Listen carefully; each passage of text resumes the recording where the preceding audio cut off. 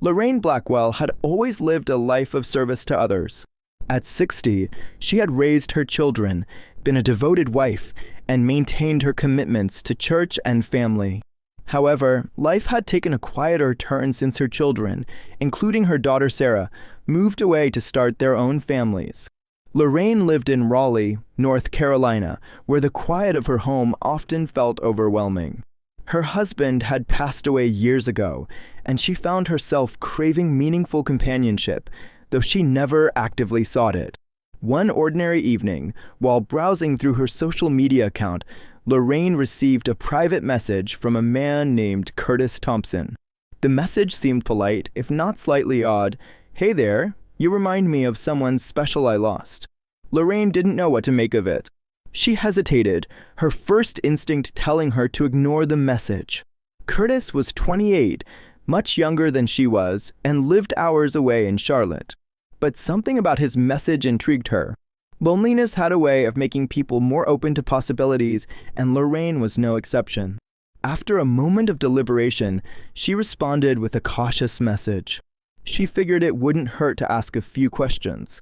They began chatting casually over the next few days, and she quickly found Curtis to be respectful, funny, and charming. Despite their age difference, Curtis seemed genuinely interested in getting to know her.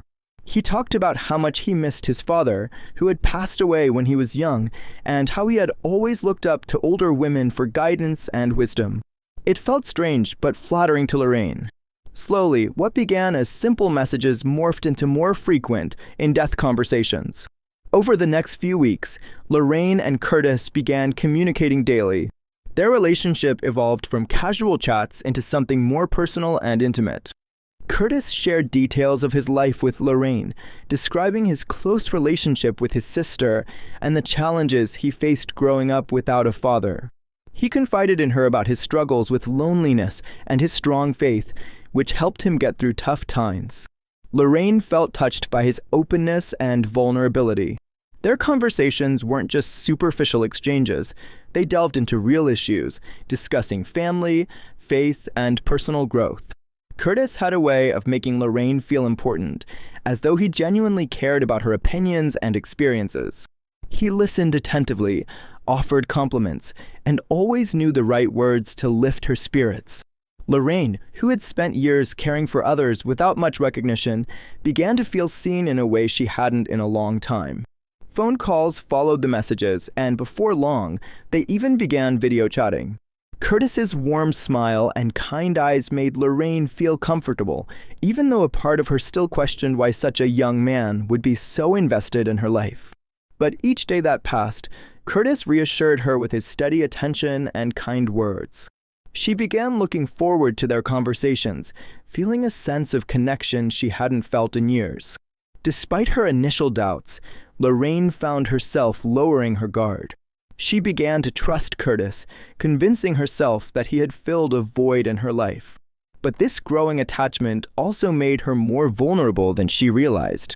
After weeks of building their virtual relationship, Curtis proposed something that both excited and unsettled Lorraine.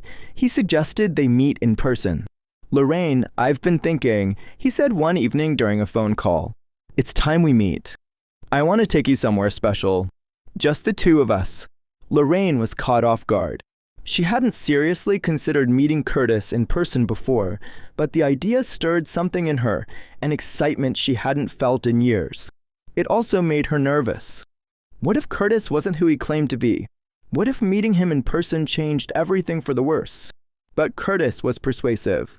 He promised it would be a relaxing, romantic weekend, just the two of them in Charlotte.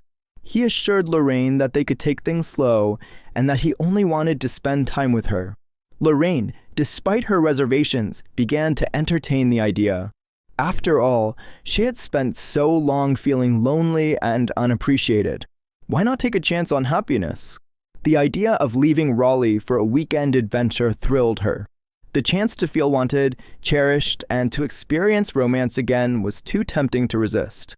Slowly, she convinced herself that she deserved this, that this was her opportunity for a fresh start. So, despite her lingering doubts, Lorraine agreed to meet Curtis. It felt like the right step forward. After all, they had been talking for weeks, and nothing about Curtis had seemed suspicious so far. As the weekend approached, Lorraine began preparing for the trip. She bought a bus ticket to Charlotte and packed a small bag, telling herself that everything would be fine. But the excitement was tempered by an undercurrent of anxiety. She hadn't told anyone about Curtis or her plans to meet him, not even her daughter Sarah. Part of Lorraine feared what Sarah would think.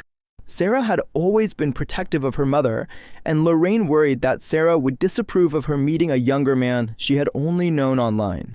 The age gap, the secrecy, it all seemed like it would invite judgment, and Lorraine wasn't sure she was ready to explain herself to anyone.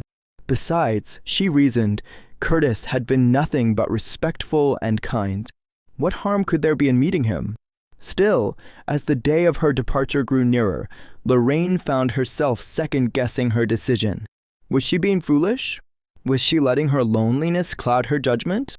But every time these doubts surfaced, she brushed them aside, telling herself that she deserved this chance for happiness. With her bus ticket in hand, she boarded the bus to Charlotte, determined to see Curtis and discover whether this connection they had was real. When Lorraine finally arrived in Charlotte, her heart was racing. She stepped off the bus and scanned the bustling station for Curtis, her nervous energy almost overwhelming. She had spent so much time talking to him, imagining what it would be like to meet face to face, but now that the moment had arrived, she wasn't sure what to expect. What if the chemistry they had online didn't translate in person? What if something felt off? Her eyes finally landed on Curtis, standing near the entrance with a welcoming smile on his face. He looked just like his photos, tall, with kind eyes and an easy smile that seemed to melt her nerves. As she approached him, Curtis stepped forward and wrapped her in a warm hug, the gesture surprisingly intimate and reassuring. For a moment, Lorraine's doubts faded, replaced by a rush of excitement. They spent the next few hours exploring the city together. Curtis was attentive and charming, making Lorraine feel like she was the only person in the world.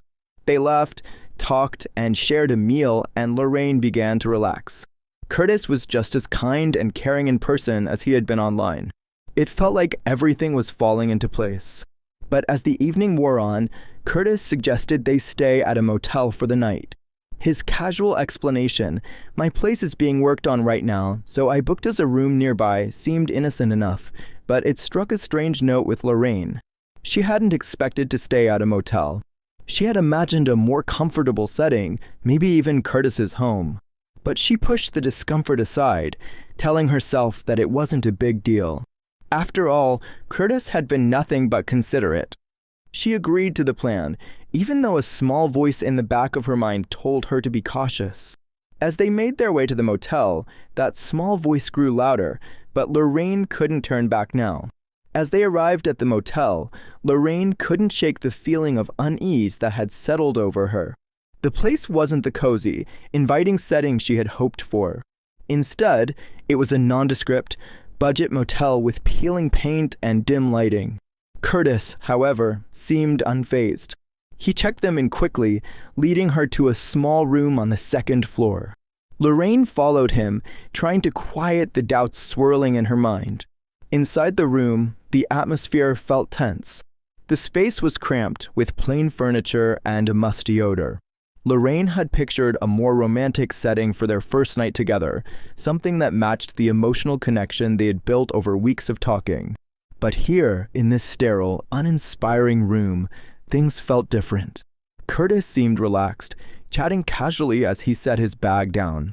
Lorraine, on the other hand, couldn't ignore the nagging feeling that something was off. She wondered if she had made a mistake in coming. Curtis suggested they order some food and settle in for the evening. He flipped on the TV, scrolling through channels while Lorraine sat on the edge of the bed, her nerves starting to fray. She wanted to enjoy the evening, to trust Curtis as she had over the past few weeks, but the change in setting had thrown her off balance. The charming, attentive man she had talked to for hours on end seemed a little distant now, preoccupied. As they ate dinner in near silence, Lorraine couldn't help but feel disappointed. This wasn't the romantic weekend she had envisioned. She had hoped their connection would deepen in person, but instead, it felt like something was slipping away. Curtis didn't seem to notice her unease, and Lorraine wasn't sure how to bring it up without seeming paranoid.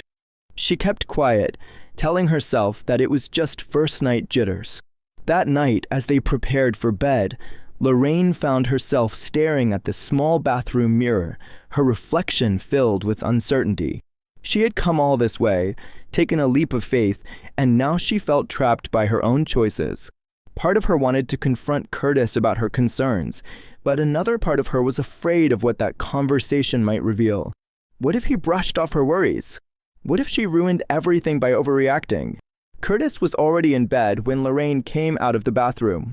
He patted the space next to him, offering her a warm smile that didn't quite reach his eyes. She climbed into bed, her heart racing with a mixture of anxiety and hope. Maybe tomorrow would be better, she thought. Maybe they just needed more time to adjust to being together in person. As the lights dimmed, Curtis reached out and gently took her hand. It was a small gesture, but it brought a wave of comfort to Lorraine. She squeezed his hand in return, allowing herself to relax slightly. Maybe she was overthinking things. Maybe the awkwardness was just part of getting to know someone in real life after weeks of virtual communication. Curtis had been so sweet to her before, there was no reason to doubt his intentions now. But as the night wore on, Lorraine found herself unable to sleep. Curtis had drifted off quickly, his steady breathing filling the room, but Lorraine lay awake, her mind racing. She replayed their conversations over the past few weeks, trying to pinpoint when things had started to feel different. Was it the motel? Was it the reality of meeting someone she barely knew? Or was there something deeper at play, something she couldn't quite put her finger on? The next morning, Lorraine woke early, still feeling unsettled. Curtis was already up, sipping coffee and scrolling through his phone. He greeted her with a casual, "Good morning," but his tone was distant, almost distracted. Lorraine tried to shake off the lingering discomfort from the night before, reminding herself that relationships, especially ones that started online, could take time to find their rhythm in person. They decided to spend the day exploring the city. Curtis took her to a few local spots, including a small park where they sat and talked for a while. But the conversation didn't flow as easily as it had before. Curtis seemed more guarded, his answers shorter, less engaging. Lorraine, too, found herself struggling to keep the conversation going, unsure of what to say or how to bridge the growing gap between them. At one point, while Curtis was distracted on his phone, Lorraine glanced over his shoulder and caught a glimpse of a message on the screen. It was a brief exchange between Curtis and another woman, someone named Stacy. The message wasn't overly flirtatious, but it was enough to make Lorraine's heart sink. Curtis had told her he wasn't seeing anyone else, that he was fully focused on building a relationship with her. Yet here he was, messaging someone else. Lorraine felt a cold wave of dread wash over her. She didn't want to jump to conclusions, but the message confirmed her worst fears. She had let her guard down, opened herself up to someone who might not have been as genuine as he appeared. She didn't confront Curtis immediately, unsure of how to handle the situation. Instead, she spent the rest of the day in a state of silent turmoil, her mind racing with questions. That evening, back at the motel, Lorraine could no longer hold in her feelings. As they sat down for dinner, she finally gathered the courage to confront Curtis. "Curtis," she began, her voice trembling slightly, "I saw a message on your phone today." "Who's Stacy?" Curtis's face hardened for a split second before he quickly masked it with a casual shrug. "Oh, she's just a friend," he said, brushing off the question as if it were nothing. "We go way back." "It's nothing serious." But Lorraine wasn't satisfied with his answer. "You told me you weren't seeing anyone else," she pressed, her voice growing more firm. "Why are you messaging her?" "It doesn't feel right." Curtis sighed, running a hand through his hair. "Look, Lorraine, I care about you, but I never said I was exclusive. I've been honest with you from the start. We're just getting to know each other, right?" Lorraine's heart sank. The words hit her like a blow. She had believed they were building something meaningful, something exclusive. She had allowed herself to trust Curtis, to open up to him, and now it felt like that trust was crumbling beneath her feet. The romantic weekend she had hoped for had turned into something far more painful. "I thought we had something special," Lorraine said quietly, tears welling in her eyes. "I didn't come all this way to be just another option." Curtis's expression softened slightly, but he still didn't seem fully remorseful. "Lorraine, you're important to me, but I don't want to rush things. Let's just take it one step at a time, okay?" But Lorraine wasn't sure she could take it anymore. The doubts, the mixed signals, the feeling of being strung along, it was all too much. She had come to Charlotte looking for connection and companionship, but now it felt like she was being led on, left in a state of emotional limbo. The next morning, Lorraine woke up feeling emotionally drained. She couldn't deny the truth any longer. Curtis wasn't the man she thought he was. While their online connection had been genuine in some ways, the reality of their relationship was far more complicated.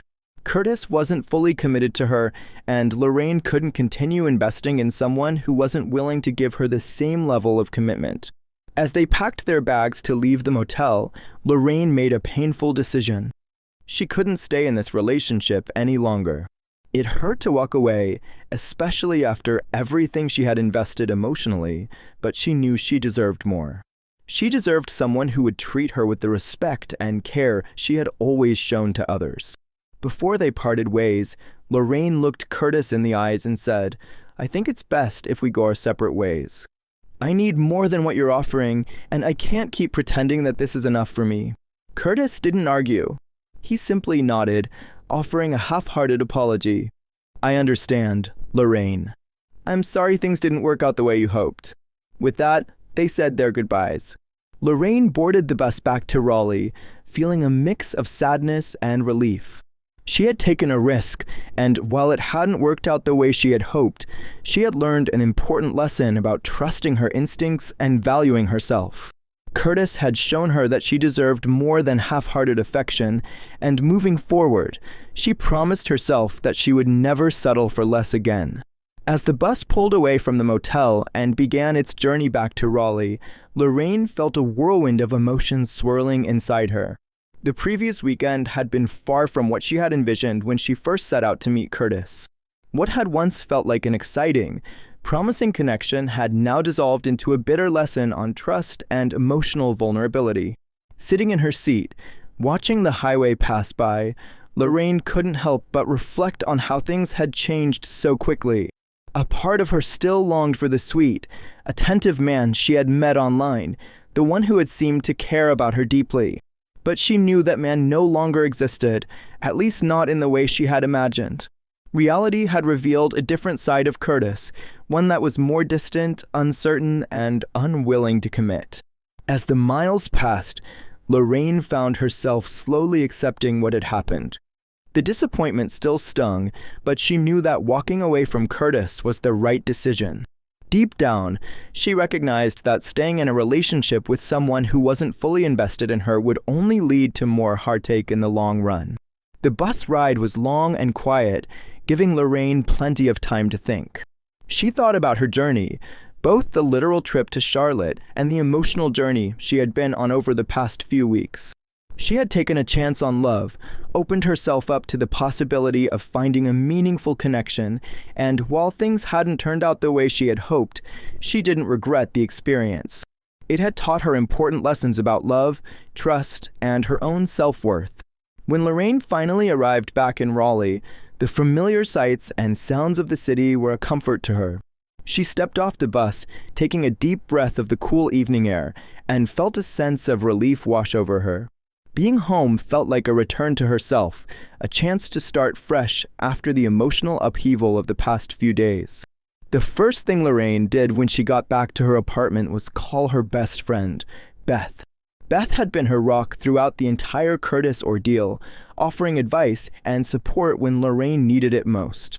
As soon as Beth picked up the phone, Lorraine poured out everything that had happened, the awkward motel, the message from Stacy, the final conversation with Curtis. Beth listened intently, offering words of comfort and understanding. "You did the right thing, Lorraine," Beth said, her voice reassuring. You deserve someone who's all in, not someone who's half-hearted. Curtis wasn't the right guy for you, but that doesn't mean the right person isn't out there. You just have to keep believing that. Lorraine nodded, feeling a weight lift off her shoulders as she spoke with her friend. Beth was right. Curtis wasn't the end of her story. He was just a chapter, one that she had learned from and was now ready to move on from. Over the next few days, Lorraine focused on reconnecting with herself. She threw herself into her work, spent time with friends, and allowed herself to heal emotionally. She knew it would take time to fully process everything that had happened, but she also knew that she was strong enough to move forward. The experience with Curtis had taught her the importance of self-respect and not settling for less than she deserved. As the days turned into weeks, Lorraine found herself reflecting on her experience with Curtis with a sense of clarity. While it had been painful at the time, she now saw it as a valuable learning experience. She had learned to trust her instincts and to recognize the red flags that had been there all along, but that she had ignored in her eagerness to believe in the connection they had shared. Lorraine also realized that the experience had helped her redefine what she truly wanted in a relationship. Curtis had shown her what she didn't want, someone who was ambiguous about their feelings and unwilling to commit. Moving forward, she knew she needed a partner who was clear about their intentions, someone who valued her as much as she valued them. With this new outlook, Lorraine decided to take a break from dating. She wanted to focus on herself for a while, to give herself the space to grow and heal without the pressure of seeking a new relationship. She didn't want to rush into anything just to fill the void that Curtis had left behind. Instead, she wanted to be patient, to wait for the right person who would truly appreciate her for who she was. Lorraine also began spending more time pursuing her hobbies and interests, things she had put on the back burner while she was caught up in her whirlwind romance with Curtis. She started painting again, something she hadn't done in months, and rediscovered the joy it brought her. She also took up yoga, finding peace and balance in the practice that helped her clear her mind and reconnect with her body. Just when Lorraine had settled into her routine and was beginning to feel content with her life, something unexpected happened. One evening, as she was scrolling through her messages, she saw a familiar name pop up, Curtis. Her heart skipped a beat as she opened the message. Curtis's words were brief but apologetic. He admitted that he hadn't handled things well and that he regretted the way he had treated her. He said he missed their conversations and the connection they had shared and asked if they could talk. Lorraine was taken aback. She hadn't expected to hear from Curtis again, especially after their painful parting. A part of her was tempted to respond, to give him another chance to explain himself, but another part of her hesitated. She had worked hard to move on from him, to rebuild her confidence and self-worth after the emotional toll of their relationship. Did she really want to risk reopening old wounds? After some careful thought, Lorraine made her decision. She politely responded to Curtis, thanking him for his apology, but letting him know that she had moved on. She explained that while she appreciated his words, she had realized that she deserved someone who was fully committed to her, and she wasn't willing to go back to a situation where she wasn't valued. Curtis didn't push the issue, and Lorraine felt a sense of closure. She had made the right choice, and she was proud of herself for standing up for what she deserved. With Curtis now firmly in the past, Lorraine felt a renewed sense of freedom and empowerment. She had come a long way from the woman who had anxiously boarded the bus to Charlotte, hoping for a romantic connection. Now, she was stronger, more self-assured, and ready to embrace whatever the future held. Lorraine's experience with Curtis had been a turning point in her life. It had taught her not only about the importance of self-respect and boundaries, but also about the kind of love she truly wanted, one that was built on mutual respect, trust, and commitment. She knew that she deserved nothing less, and she was no longer willing to settle for anything that didn't meet those standards. As she moved forward, Lorraine remained open to the possibility of love, but she no longer felt the pressure to rush into anything. She trusted that the right person would come into her life when the time was right, and until then, she was content to focus on herself, her passions, and the people who truly cared about her. Lorraine's journey wasn't over, but she was now on a path of self-discovery and empowerment, ready to face whatever challenges and opportunities lay ahead. And this time, she knew that she would never compromise her self-worth for anyone.